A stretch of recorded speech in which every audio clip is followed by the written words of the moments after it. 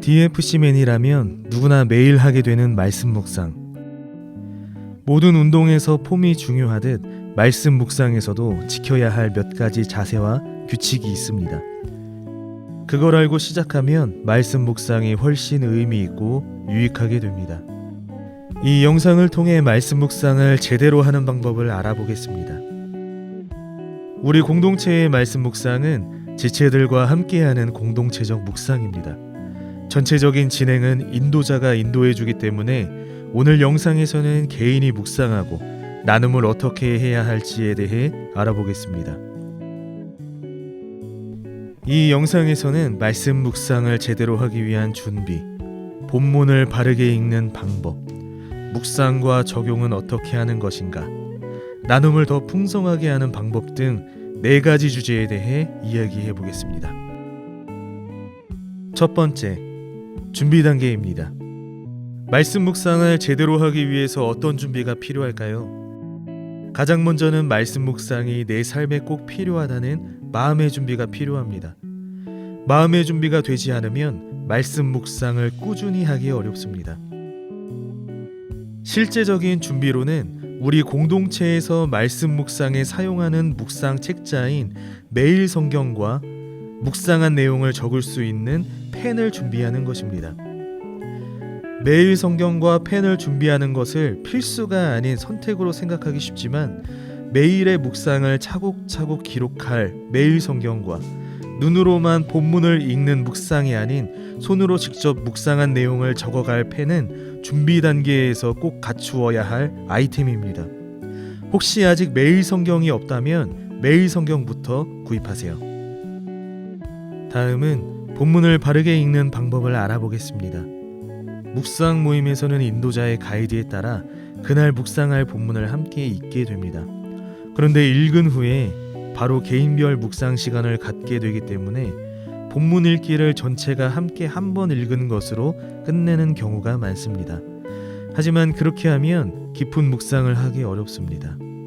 본문 읽기의 가장 중요한 목적은 본문의 내용을 이해하는 것입니다. 그렇기 때문에 본문 내용이 이해될 때까지 2-3번 정도 꼼꼼하게 본문을 읽어야 합니다. 그리고 본문의 내용이 잘 아는 익숙한 내용일수록 이미 알고 있다는 생각을 버리고 처음 보는 내용인 것처럼 꼼꼼하게 읽으려고 노력해야 합니다. 의미를 모르는 단어가 있다면 인터넷 검색 등을 통해서 의미를 파악하는 일도 필요합니다. 본문 읽기가 충분히 됐다면 다음 단계인 묵상으로 넘어가야 합니다. 묵상에서는 다음의 2가지의 질문을 본문에 던지는 시간입니다. 첫 번째는 본문을 통해 알게 된 하나님은 어떤 분이신가? 두 번째는 오늘의 내용을 통해 내게 주시는 가르침은 무엇인가 하는 것입니다. 본문을 읽으면서 앞에서 말한 2가지 질문을 염두에 두면서 마음에 와닿는 말씀이 있는지, 내가 붙잡아야 할 약속이나 순종해야 할 명령이 있는지, 하나님은 자신을 어떤 모습으로 나타내고 계시는지를 발견해 갑니다. 적용은 묵상에서 발견한 내용을 바탕으로 그것을 내 삶에서 어떻게 실천할 것인지를 정하는 것입니다. 적용과 실천이 없다면 말씀 묵상을 오랫동안 해왔어도 삶의 변화가 없게 됩니다. 적용에는 몇 가지 규칙이 있습니다. 첫째는 적용의 내용이 너무 먼 미래가 아닌 오늘 하루 동안 또는 2-3일 이내에 할 일들로 정해야 합니다. 둘째는 적용은 다른 사람이나 공동체가 아닌 자기 자신이 할 일들로 정해야 합니다. 우리 공동체가 이렇게 되었으면 좋겠습니다가 아닌 제가 이렇게 하겠습니다 라고 적용해야 합니다. 셋째는 적용의 내용이 구체적이어야 합니다. 예를 들면 말씀을 더 사랑하겠습니다 라는 적용보다는 오늘 15분간 말씀을 읽겠습니다 라고 적용하는 것이 좋습니다.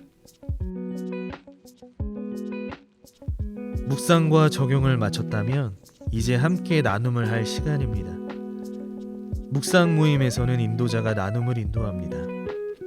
나눔을 할 때 기억해야 할 것은 나눔이야말로 묵상 모임을 풍성하게 하는 가장 중요한 시간이라는 것과 내가 자발적으로 나눌 때 모임과 은혜가 더 커진다는 사실입니다. 나눔에서도 지켜야 할 몇 가지 규칙이 있습니다. 첫째는 묵상과 적용이 충분히 되지 않았다면 성급하게 나눔을 하지 말아야 한다는 것입니다. 성급한 나눔은 덜 익은 음식을 내놓는 것과 같기 때문입니다. 둘째는 한 사람이 너무 많은 시간을 독점해서는 안 된다는 것입니다. 공동체가 함께 나눈다는 사실을 기억해 주세요.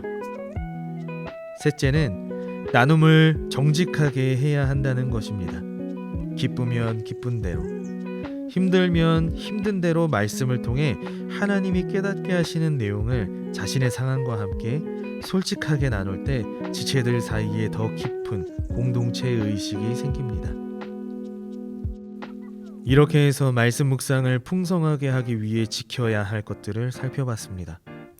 마지막으로 말씀 묵상을 풍성하게 할 몇 가지 깨알 팁을 알려드리고 영상을 마치겠습니다. 첫째, 매일 성경 왼쪽 페이지에 있는 말씀 해설은 묵상을 하는 도중에는 읽지 않는 것이 좋습니다. 묵상하기 전에 이 내용부터 읽어버리면 자기 힘으로 말씀을 읽고 해석하는 능력이 자라기 어렵습니다. 둘째, 함께 묵상할 때 모임에서 나눌 내용을 찾는 식의 묵상을 하지 않도록 노력해야 합니다. 읽기, 묵상, 적용, 나눔을 순서대로 충분히 하도록 노력해야 합니다. 성급하게 다음 단계로 넘어가다 보면 바른 묵상이 되기 어렵습니다. 모임에서 나눔을 할 시간이 되어도 자신이 충분히 적용까지 하지 못했다면 나눔을 하지 않는 것이 좋습니다. 셋째, 묵상 모임에서 나눔을 들을 때는 어떤 자세를 가져야 할까요? 한 지체가 나누고 있을 때 나머지 지체들은 나누고 있는 지체를 바라보고 집중해야 합니다. 지체들이 자신의 나눔을 잘 듣고 반응해 줄 때 더 풍성한 나눔이 가능하고 이것은 모두에게 유익이 되기 때문입니다. 여기까지 말씀 묵상을 제대로 하기 위한 방법들을 알아봤습니다. 말씀 묵상을 꾸준히 해서 얻어지는 유익이 무엇일까요? 그것은 바로 우리 삶이 예수 그리스도의 제자답게 변화되어 가는 것입니다. DFC를 통해 시작한 말씀 묵상이 여러분의 삶에 좋은 습관으로 자리 잡아 예수님이 기뻐하시는 제자의 삶을 살아갈 원동력이 되길 바랍니다. 샬롬.